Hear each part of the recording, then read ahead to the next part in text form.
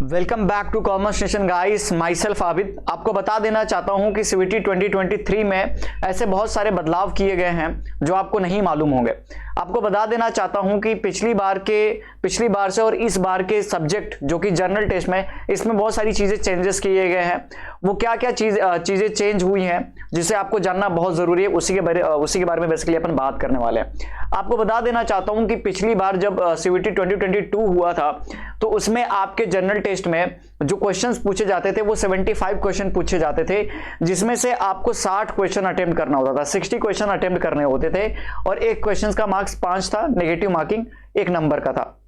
और आपको general knowledge, current affairs, GK current affairs पूछा जाता था, मैथ्स पूछा जाता था, रीजनिंग पूछा जाता था। और जो मैथ पूछा जाता था वो 8th लेवल का पूछा जाता था, यानी कि 8 क्लास तक का पूछा जाता था। ये सारी चीजें आपसे पूछी जाती थी। अब यही देखेंगे इसमें क्या चेंजेस हुए हैं उसके बारे में बेसिकली आपको बताता हूं।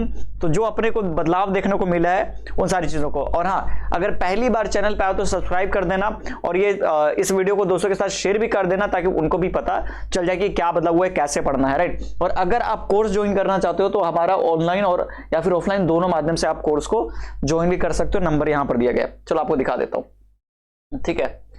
इधर देखो, वो जो बदलाव किए गए हैं वो यहां पर बदलाव किए, आप यहां पर देख सकते हो। There will be questions paper which will have 60 questions. पहले 75 क्वेश्चन पूछे जाते थे, अब आपसे 60 क्वेश्चन पूछेगा, जिसमें आपको 50 क्वेश्चन को केवल अटेम्प्ट करना है। 50 question need to be attempted, मतलब 50 क्वेश्चन आपको अटेम्प्ट करने हैं, ठीक है। This question paper will be contain questions from the following. General knowledge, current affairs से आपसे पूछेगा। करंट अफेयर्स से सबसे ज्यादा पूछता है। General mental ability, numerical ability पिछले साल की तरह सेम है। रीजनिंग, लेकिन यहां पर कहीं भी अब मेंशन नहीं किया गया है, कहीं भी मेंशन नहीं किया गया कि क्लास 8 तक का कहीं भी मेंशन नहीं किया गया है। तो अब सवाल ये आता है कि अब अपने को पढ़ना कितना है, तो आपको बता देना चाहता हूं कि जो आपके मैथ्स आएंगे वो ऑब्वियसली है कि आपके कंपटीशन वाले मैथ आते हैं, जैसा कि अपन टाइम एंड वर्क देखते हैं, नंबर सिस्टम देखते हैं, ऐसा इसी तरीके से। और रीजनिंग भी जो आपको तरीके से जो सिलेबस है, सिलेबस डिटेल सिलेबस 1-2 दिन में आपको अपलोड कर दूंगा। रीजनिंग में आपको क्या क्या पढ़ना है, राइट, तो वो सारी चीजें आपको पढ़नी होंगी। और हाँ, एक बात तो और है कि जो आपका मेंसुरेशंस आता है, राइट, जिसमें कुछ शेप्स दिए होते हैं, 3D शेप्स दिए होते हैं, वो आपका 9 से 10th क्लास तक का भी आ सकता है, ऐसा मेरा अनुमान है, राइट। तो यहां पर कहीं भी 8 क्लास तक का वो चीज नहीं दिखाया गया है कि कहां मेंशन नहीं किया गया है, तो आपको थोड़ा सा इसका भी अब ध्यान देना होगा।